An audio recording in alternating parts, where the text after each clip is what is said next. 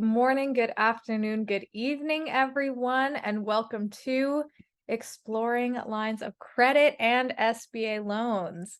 My name is Michelle Eisenberg, and I am a program assistant at the NASDAQ Entrepreneurial Center. And for those of you who may not know, the NASDAQ Center is a nonprofit that's building a better path for entrepreneurs worldwide by improving inclusion, access, and knowledge in entrepreneurship.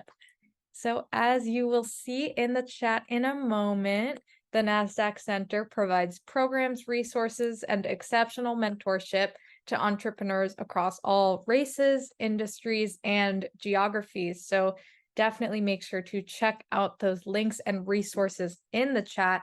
And before we get started, let us know where you're dialing in from in the chat. We always love to connect.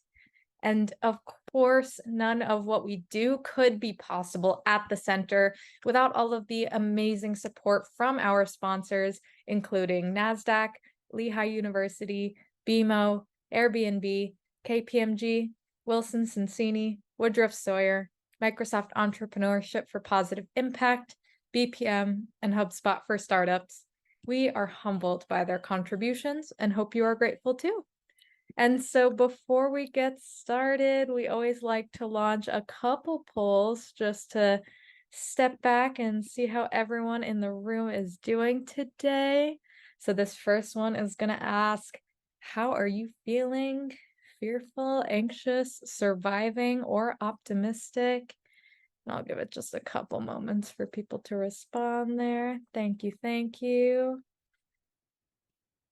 Awesome.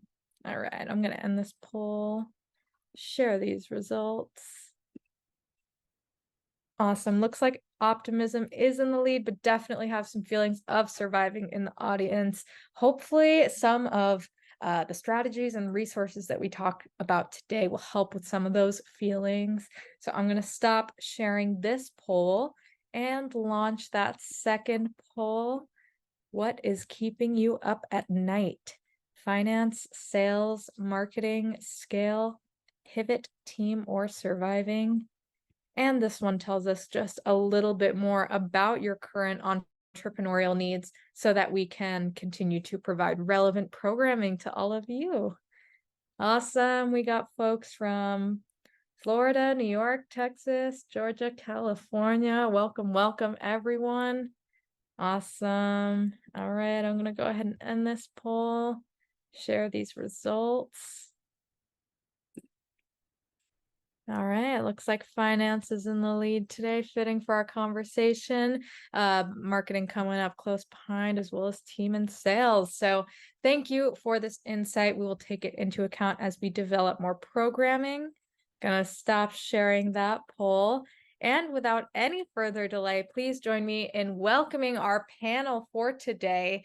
First, we have Manoush Asghari, Senior Vice President and Small Business Banking Relationship Management Director at Wells Fargo.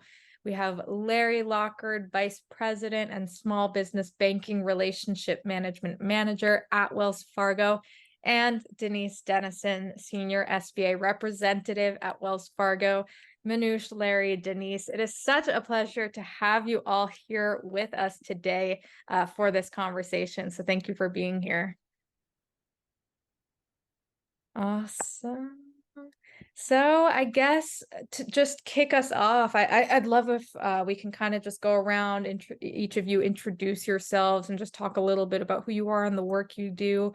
Manoush, I guess we'll start with you and then go to Larry and Denise. Sure. Hello, everyone. My name is Manoush Asghari. As Michelle mentioned that, I work for Wells Fargo for 23 years, and most of my experience been with either commercial banking or small business banking. And the reason is I actually stay there is because my passion is with the small business banking. I truly believe small businesses are the heart of our community and making a difference. And most importantly, employ so many Americans. About 50% of Americans are actually employed by small businesses, and 99% of businesses are a small business. So that's why Yeah. I love to actually serve small business customers. So that's about me, Michelle, and I'm here. Thank you so much for having us today here. And we are very excited to be with this audience and share some of our experience with them. Awesome. Thank you, Manoush. How about you, Larry? Oh, good morning, good afternoon, everyone. My name's Larry Lockard. I got a different, longer job title. You probably know me as a business banking manager. My team works with small businesses in North, South Carolina, and Kentucky. I've been with the bank for 24 years. The last 13 of it has been in small business. Before that, I was in personal consumer credit. So I've done credit for my entire 24-year career. I also have a very nice and strong passion for small business. I grew up with my parents owning their own small business, so I got to live through that. And the next best thing to owning your own small business is to be a partner in. I think my team works with about 3,000 small businesses across the 3 states, and being able to help and support their businesses. And I'm looking forward to helping each of you at the same time. Awesome. Thank you. Super exciting. And how about you, Denise? So Denise Dennison, I am an SBA lender here at Wells Fargo. I've been with the bank just over 4 years, but I've been in the industry for 23. I grew up, I say, in a local community bank. I live in Savannah, Georgia. And that's where I cut my teeth on small business and banking in general, and found my way into the SBA world. And all I do all day long is talk, eat, sleep, breathe SBA. It is something that I love. I love what I do. Oh, that's so great to hear. And we need people like you who are so passionate about their work, supporting the entrepreneurial community. So just thank you for all of you, the work that you're doing to support founders every day. And so we're here talking about lines of credit, SBA loans. And I think a lot of entrepreneurs in our audience may have had some experience, with either or both, with the businesses that they own. But Manoush, just to start with you, the business plan and financial projections are really important, to a lender in evaluation. So what elements should be included in a compelling business plan and financial projections to increase the likelihood of securing a line of credit or an SBA loan? Sure, that's a good question. Before I start answering this question first of all, I want to just say congrats to every one of you being an entrepreneur. It's not easy. If it was, we had 350 million Americans being business owners. So the fact is you do have the passion and courage to be a business owner. It means a lot. And so for that, I congrats you and thank you. And just want to let you know, you are not alone in this. There's so much resources is out there to help you to be successful. What I'm going to actually go through today, and also a lot of my responses, you can find it in SBA website or at Wells Fargo's website, which we do have for the business owners, and you don't have to be a business customers or Wells Fargo customers. It's for the public. So I highly encourage you, leverage those resources whenever you're stuck somewhere, so you will find a lot of useful information. So with that, I'm gonna start with business plan. The first thing every business owner needs to have is a business plan. It's kind of a book. It's going to tell your story. It's a roadmap about how you're going to structure your business and how you are planning to grow your business. Who are the key player in this business? Who are the decision maker in this business? This is just going to be helpful if you are looking for a lender or someone wants to invest in your business, to be able to read that business plan and feel good. Okay, this is something I can actually invest in. This is something I understand about their goal, about where they want to go in 5 years, and be able to be part of this business and the growth of the business. The other thing is the business plan, it can be at the high level or it can be very detailed. So it's up to you how you want to put your business plan together. But my ask is, business plan is not the one-time thing. You need to review and make changes in your business plan on an annual basis, if not more. If you are making any changes with your business, you need to go and actually update that business plan. That something needs to be renewed, reviewed on an annual basis, and not just a one-time thing.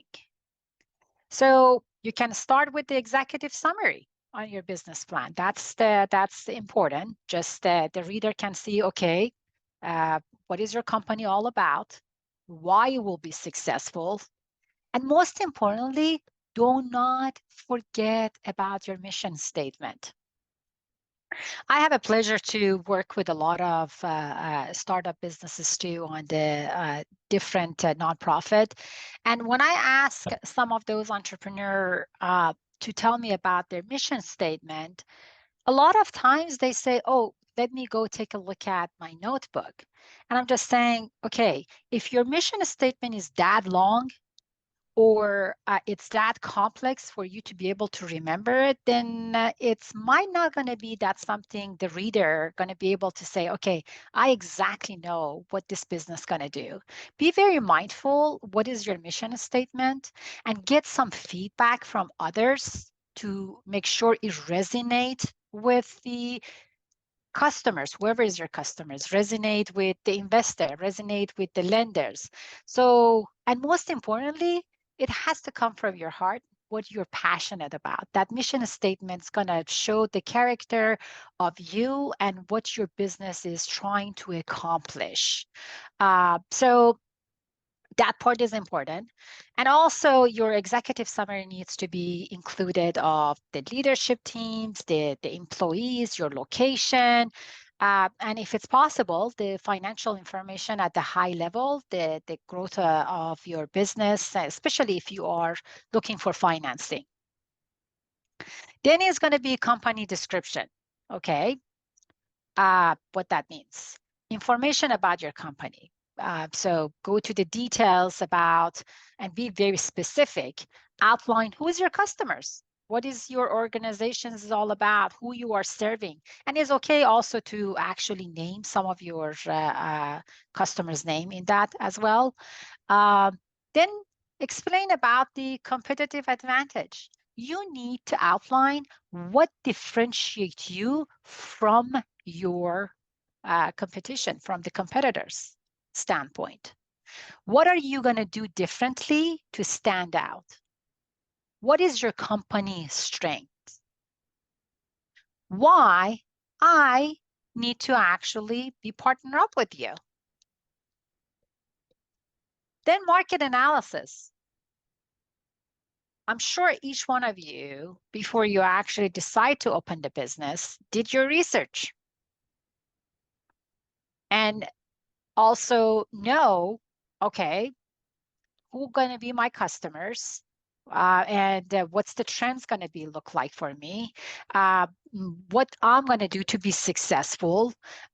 Is that going to, what is it going to make actually differentiate me about my product, my services from others?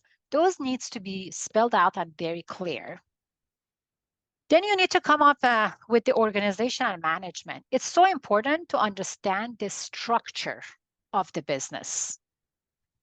Who are the key players? Who are the owners? What are the responsibilities? Is your business is going to be a sole prop? Is it S Corp? Is it C Corp? Is it LLC?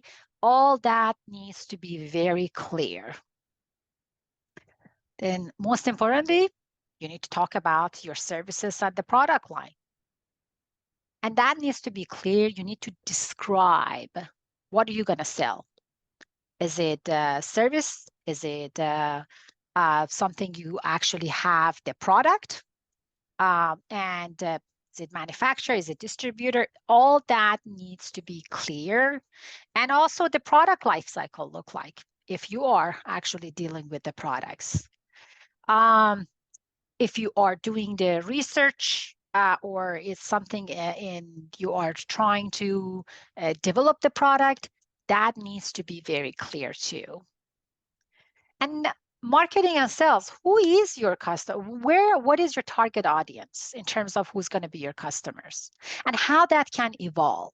What's that going to be look like in 5 years? What is your goal? If you are looking for funding, then you need to be very clear and outline that. Okay, and explain that. How much do you need? What is this money going to be used for? And how this funding going to help you to take your business to the next level? What's the growth look like for your business? And lastly, financial projection. Especially, Denise is going to talk about it. So with the SBA, it's one of the things they are asking for. Give us the projection. If you're asking us for this much money, what that means, what is that going to take you? When I say take you, that's mean your business in 2 years. And that's financial projections is important. And it's not just going to be based on wishful thinking. It needs to be very realistic in terms of when you're projecting. It needs to be fact-based. Okay, if I hire that many employees, I'm going to be able to generate that much revenue. If I buy this inventory, I will have that much sales. It needs to be very clear. Fact-based. It also needs to be based on being realistic as far as your expectation from your business and how you're going to take it to the next level. If you want to do it, your business plan at the high level, then you don't have to go through the details. It's up to you.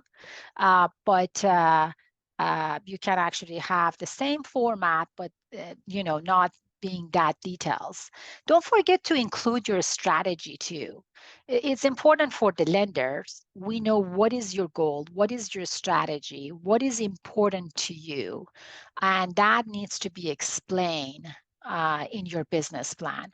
As I mentioned, the business plan needs to be updated at least once a year, if not more. When I say not more, that's mean every time you are making any changes with your business, if you are trying to come up with a new strategy, if you are coming up with a new product, you need to go back to your business plan and make all those changes. So when you're ready, if you want to go to the lender, if you want to go to the investor, your business plan is already updated.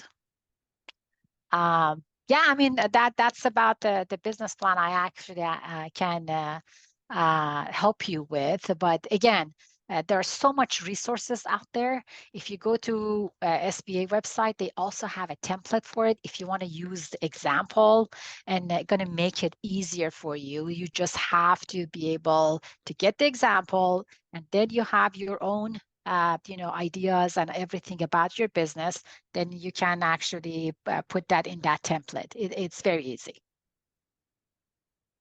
Thank you. Those are great tips. And thank you for walking us through those key elements. Denise, this next question is for you. How might entrepreneurs leverage the expertise of CPAs to maintain healthy financials from the inception of their business? And what are some key financial metrics they should focus on? Yeah, that's a great question, and I think one that some small business owners are hesitant to engage a CPA initially because of the cost. You're really trying to get the business either off the ground, or you're really trying to be able to get in a position where you are profitable. You don't always have to start directly with a CPA.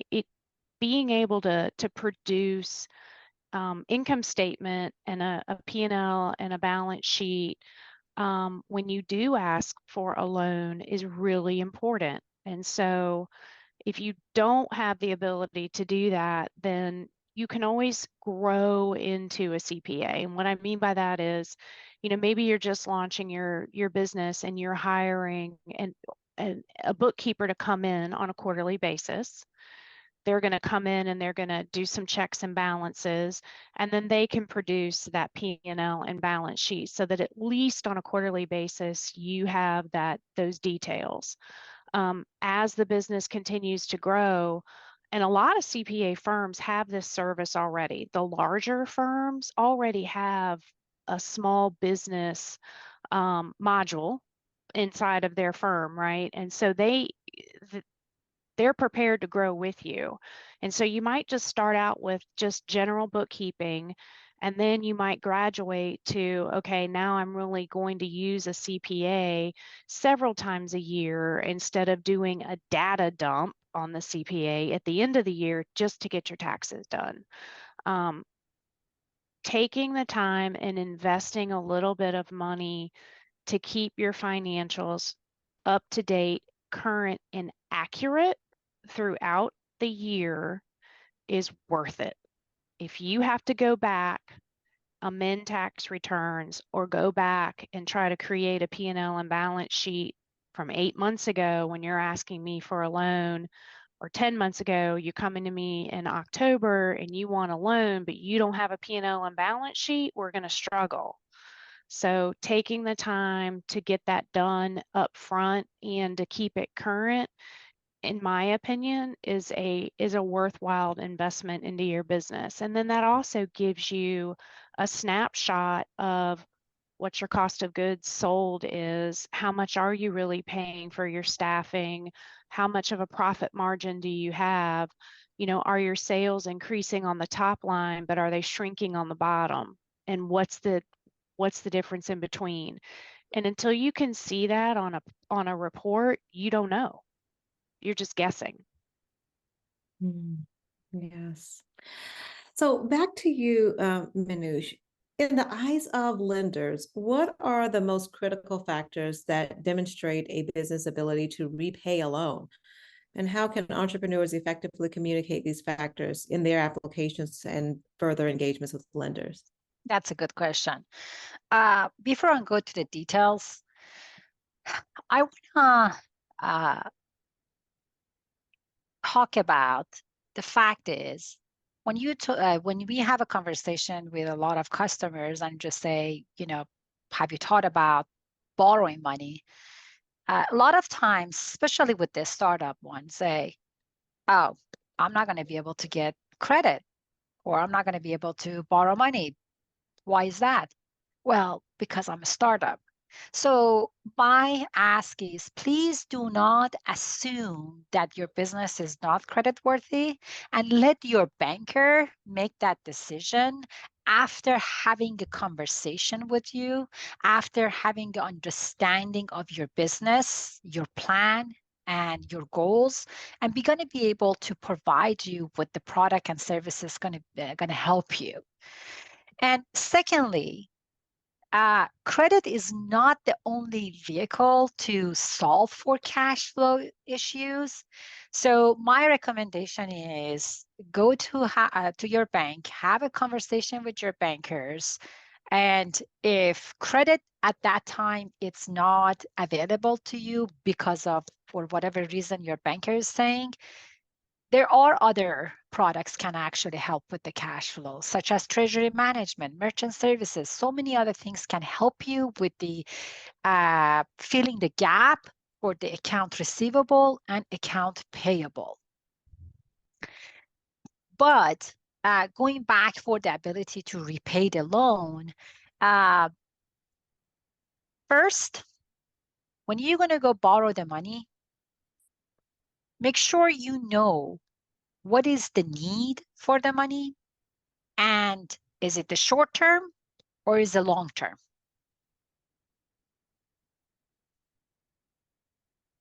You need to also articulate how you are planning to repay this debt. What I mean by that is your lender needs to understand, Are you going to increase your sales? Are you reducing cost and overhead? Are you hiring more employees? What is it causing for you, first of all, to borrow the money? Second, how are you going to plan to repay that? If you're going to come and just say, my business is stagnant, I'm not expecting to have a growth anytime soon, but I want to borrow money. The first questions the lender are going to say, what is that for then? And if you've been operating your business as is without the credit, what is actually causing for you now to borrow money? So make sure you do have a clear understanding of what is the causing for you to borrow the money and how you are planning to repay this debt. And also, if you borrow that money, how's that going to impact your financial situation? The other thing is, a lot of times our customer comes and say, hey, I want to have line of credit. And when we ask what you need the line for, it turned out sometimes, because I want to buy a fixed asset. And the fixed asset, I mean, they can buy a truck, car, or any kind of a machinery or anything. It's actually going to help them to do their business. But that's the wrong product for that needs. So what I recommend is when you talk to your bankers, let them know why you need the money for, and they will help you to choose the right product for your needs, for your credit needs. So that's going to help to match the right product with the right borrowing cost, with the credit request, and it's going to help to with the payment, because it will be in a right. If you ask for the line of credit, the lender expecting for you to revolve it. And that's mean you borrow, you pay off. And if you're actually using it for the fixed asset, that you are not planning to pay off this one in 2 months or 3 months. That's something you are looking for the term loan. So it's important and going to put you in a better situation. So be very transparent with your banker, and they want the best for you, and they will give you the right product, help with the growth of your business. It's so important to pay your credit payment on time. Your personal and business. Of course, your business is borrowing the money, but you are guaranteeing it. And end of the day, you are the business. So that's why it's so important to have a good credit history. So it's going to help you with having a good trends with the repayment. And that's how the lender going to be able to trust the business character and provide with the credit you need. And make sure you establish the credit history under your business name.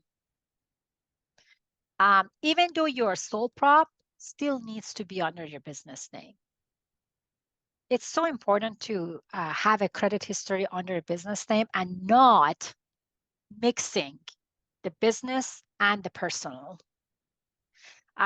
Sometimes our customer says, oh yeah, I use my personal credit card for my business expenses. First, I'm sure your CPA is not appreciating that, but even though you do that, it's not helping to build credit under your business name.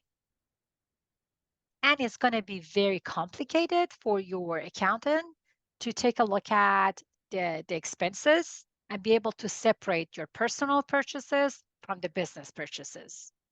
And anytime if you get audited, it's going to be more work on you and your CPA to show all those expenses. So that's another way of actually, building a credit history under your business name, and it's also going to help with the lender to, in the future, give you a larger line of credit or credit card amount, and because they have seen you've been able to repay and you have the ability to repay your debt. The business cash flow is important.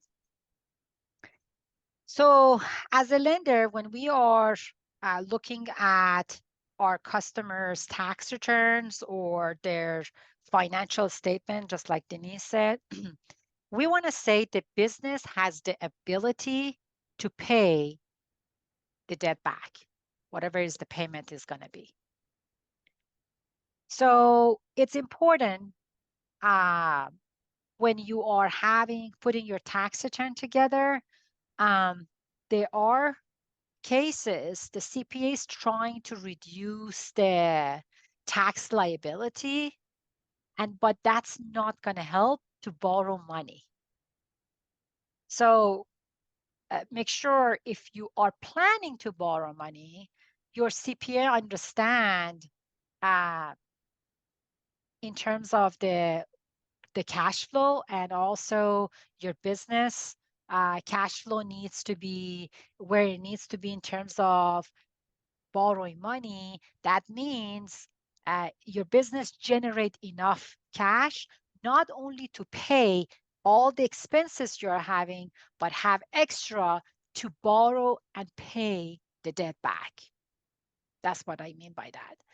And lastly, when your business is successful and making a profit, try to build a personal wealth as well.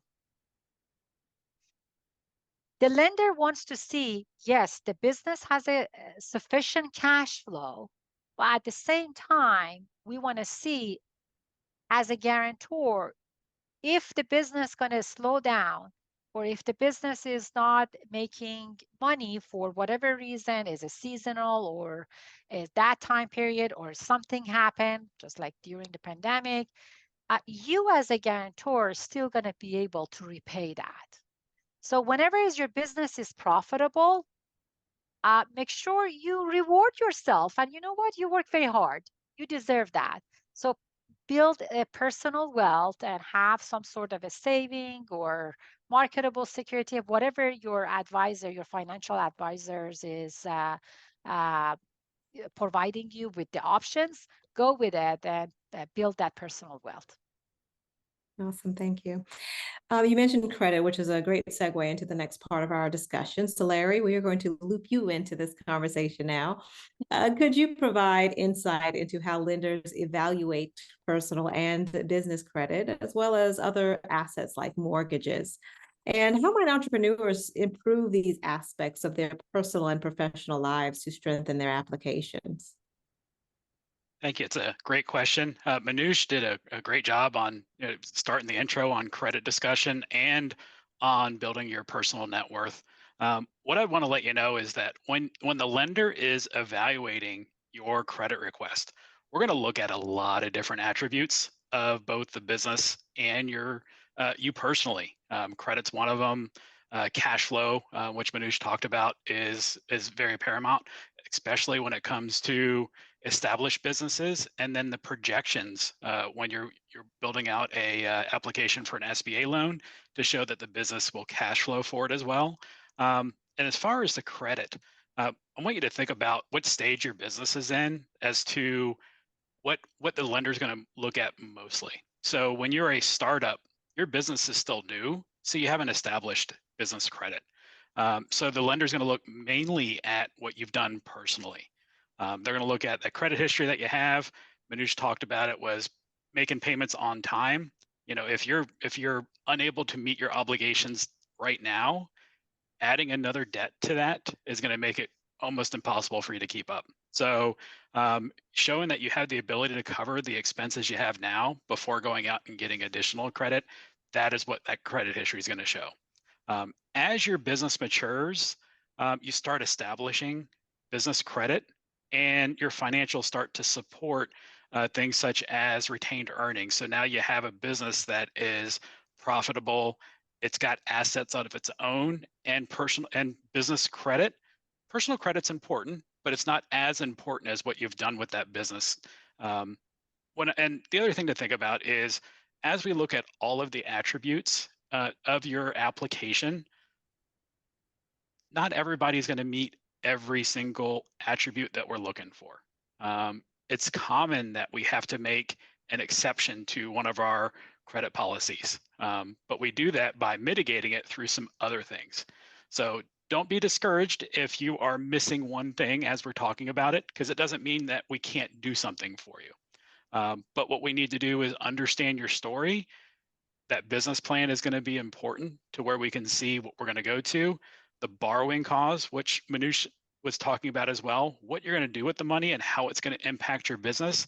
That helps your banker tell your story to our underwriters and to our lenders for when they evaluate the risk of what that loan is going to do for you and your ability to pay it back.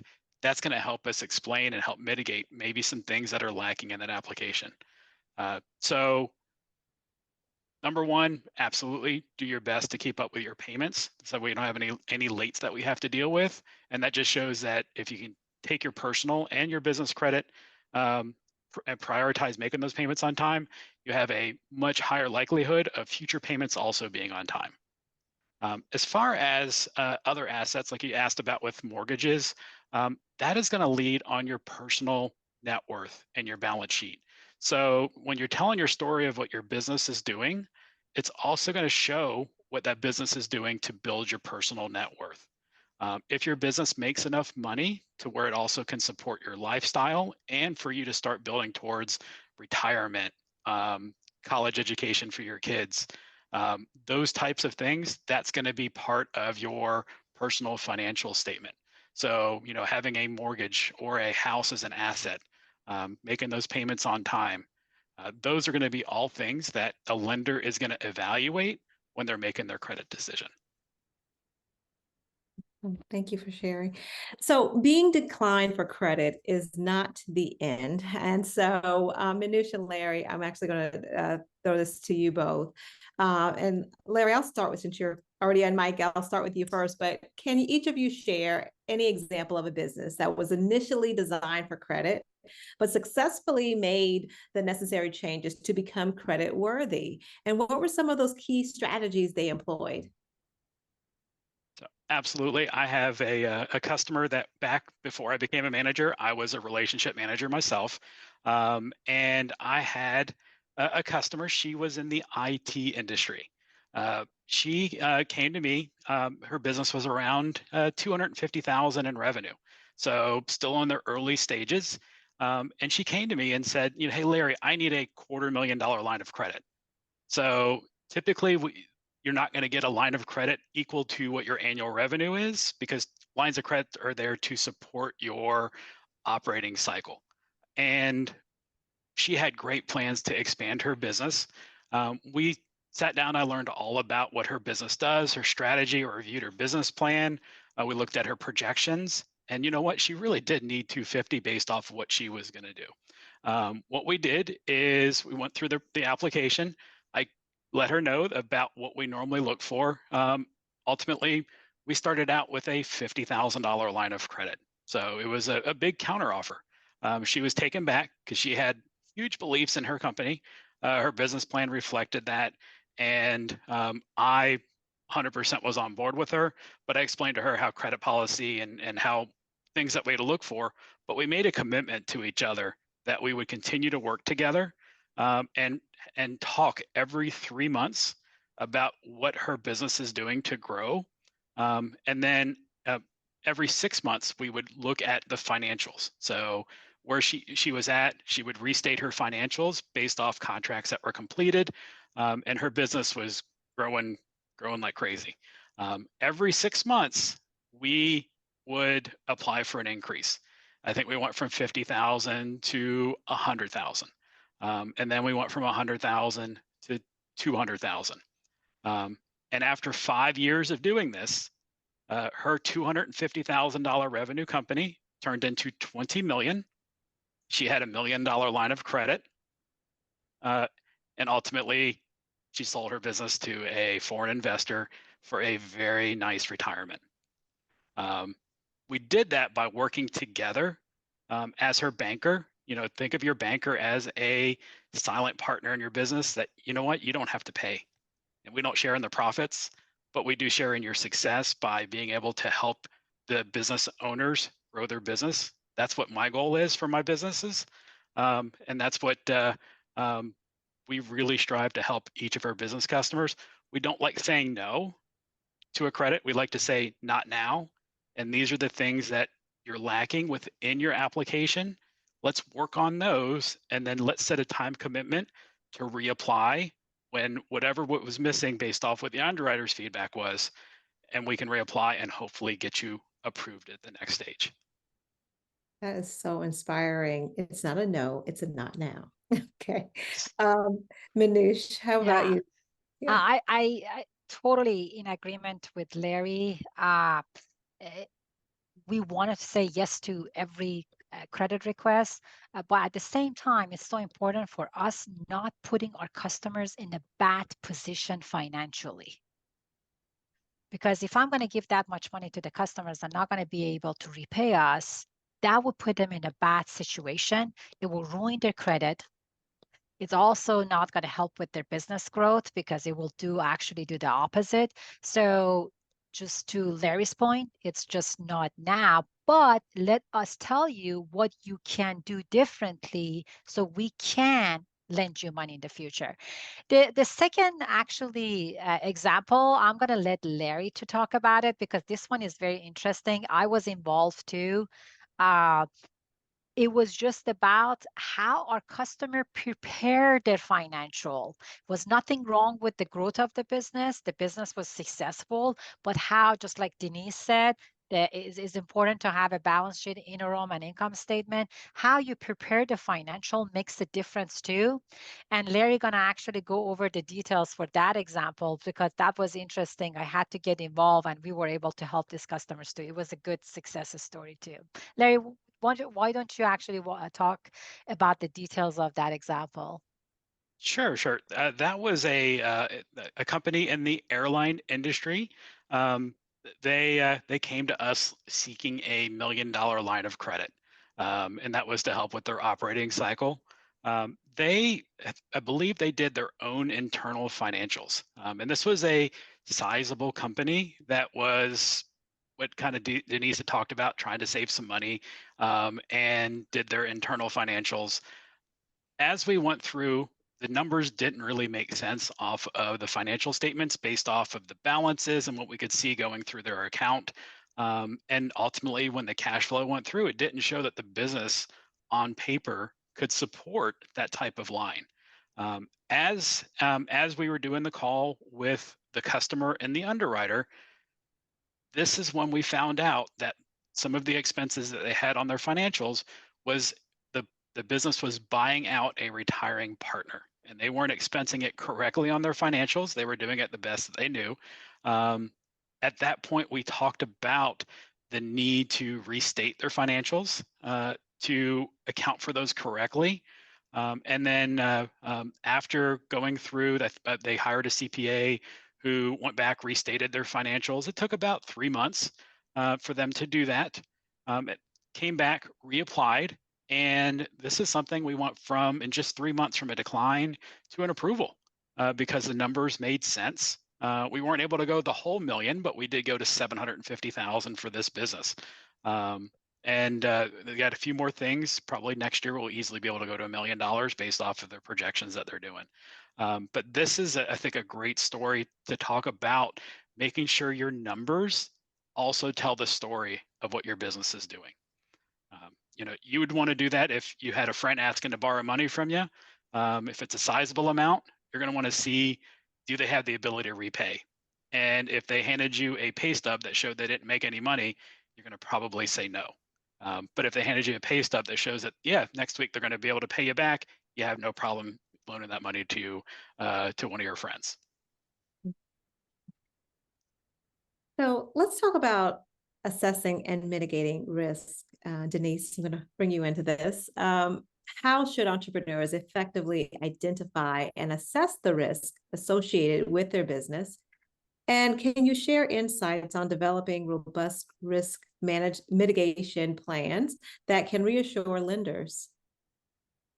Yeah, sure. I think I'm going to sound like a broken record, so forgive me, but if you don't know your numbers, that's a risk. If you are looking at your bank account and you see you have X number of dollars and you think you're profitable, that's a risk. If you don't really understand why you're asking for a line of credit and how it's really going to help the business, that's a risk. So, I mean, it's really, you guys, is so basic. And Manoush and Larry have talked about this already. Having your eye on the ball and your eye on the business financials is your best mitigant. If you don't know, if you can't articulate how you're making money and how you're turning a profit, then how am I going to? Or how is the lender going to? That is your best defense, is to really understand your numbers. And, running a business and understanding the numbers, they don't always coincide. Like, a brain surgeon doesn't necessarily know how to run a P&L, but he can fix your tumor, possibly. That's not a great analogy, but I'm just saying that not being a business owner, you can't be an expert in everything. And so having a really solid bookkeeper, having a really solid CPA, and having a really solid banker, having a really solid attorney, if you're looking at, you want to buy a building, the business has grown and now you want to buy a building. Have you had a conversation with your CPA? Is your financial house in order, so to speak, on the business side? Having a team around you that helps you navigate this process and and it can help you continue to grow your business is your risk plan. Not having a team and not having your eye on the ball and not knowing how the business is generating money and not knowing where the money is going once it's generated is a big issue. So again, if top line is growing but bottom line is shrinking, what's in between? Knowing what that is. I think having your eye on the ball, and if you don't understand all of the ins and outs, getting some help from a bookkeeper or a CPA and sitting down and really understanding it is the best thing for a small business owner to do. Know your numbers. Yes, know your numbers. Yes. Manoush, you talked a little bit about this earlier, so I'm not sure if there's anything else you want to add, but what are some ways that entrepreneurs can effectively convey their unique story and vision, as well as that of their business, to secure credit or loans? Or if you have any strategies that entrepreneurs can employ to craft compelling narratives for their businesses? You're right. I mentioned some of it already, but I'm going to reiterate some of the important elements of borrowing money from the banks.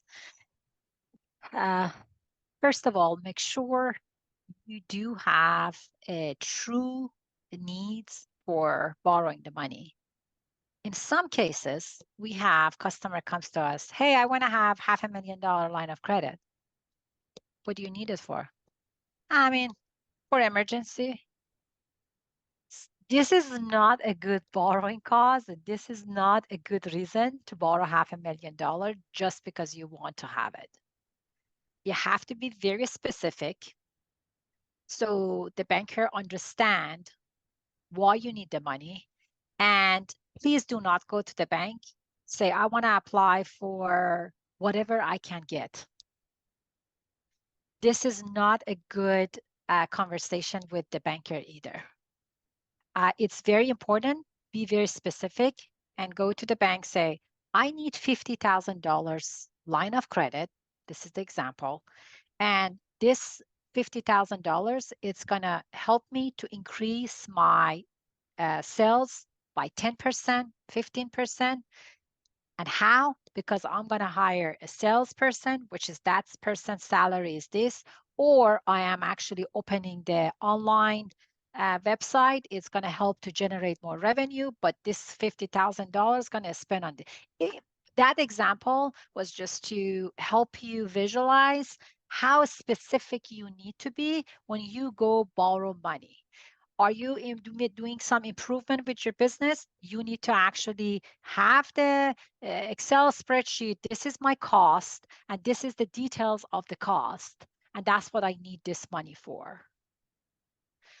The more information you provide to your bankers, the better story your bankers can put together for you and help your underwriter understand what's the story behind the numbers. A lot of times, customers going to say, I bank with you for that many years, so you should know all of that. No, well, you do bank with us, but what we see is just all debit credit from your account. That doesn't tell us the story behind those debit credit on your account. So just be patient, have the conversation with your bankers, knowing your bankers is your advocate and they wanted to help with your business growth. So again, be very specific, make sure you know why you need the money for, and also be very transparent with your bankers. If there is any hiccups with the business, don't be afraid thinking gonna count against you. Pick up the phone, have a conversation with your banker because they're going to be able to help you with other services or products to prevent it goes the loan goes to the default or go to the bad position, and it's not going to be good on your credit histories to borrow money in the future. So it's so important to have this communication and transparency with your bankers. They are there to help you. I promise they're there to help you. So just like Denise mentioned, that you trust your CPA and your bookkeeper, and you need the attorney, your bankers is also going to be in that team. The only thing Larry and I always tell our customers, the only difference is your CPA and attorney charge you, and we don't actually charge you to give you advice. So that's just the summary of when you go to the bank, how you should present yourself. Thank you. And Denise, I think with that also comes conveying your passion and confidence in these conversations. So how can entrepreneurs effectively convey their passion and confidence in their business during interviews or within applications? And are there any specific techniques that have been proven successful? Yeah, I think when we have an entrepreneur that's coming to us to open a business, right? They want to do a startup and they're looking for an SBA loan. Manoush went into great detail about the business plan. It's really your story to tell us how you're going to open this business, who's going to run it, what you're going to sell, and how you're going to pay us back. So that business plan, honestly, for a startup, I need it to be robust. I need it to be thorough. I need it to be well thought out. I need you to really invest some time in it, because that's all the underwriter really has, in addition to your projections, your financial projections, to know that you're going to pay us back. Um, and really, in the very basic way of lending in general, are you personally ready for this? Is your credit good? Do you have your own nest egg built up? Have you taken the steps necessary to get yourself or your quote household ready for this next chapter?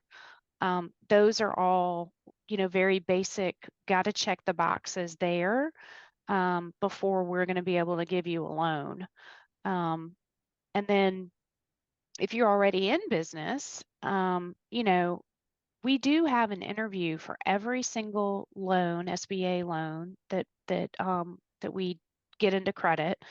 My underwriter does pick up the phone and talk to every single borrower. It doesn't matter if it's a brand new borrower or if it's a seasoned business owner in business for 20 years.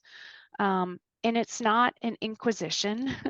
We're not putting you on the hot seat, but it's a conversation. You know, why do you want to buy this building, or why do you want to get into the franchise business? You know, what drives you to want to do this? And that's the way all of our conversations start. Why do you want to get into this business? And it's your opportunity to tell your story and convey your passion. It has to be backed up by data and numbers that the bank can rely on. Okay. Well, I don't even want to end this conversation, but we're at the top of our time together. This has been incredible. Denise, Manoush, Larry, thank you so very much for taking the time to speak to our community, share your insights, and providing such great examples and an overview. On behalf of the NASDAQ Entrepreneurial Center and everyone in attendance today, we sincerely thank you for joining us. We would love for you all to join us for upcoming webinars. You can view the upcoming events by using the link in the chat. Thank you all so much for joining us today, and we look forward to welcoming you back online with us very soon.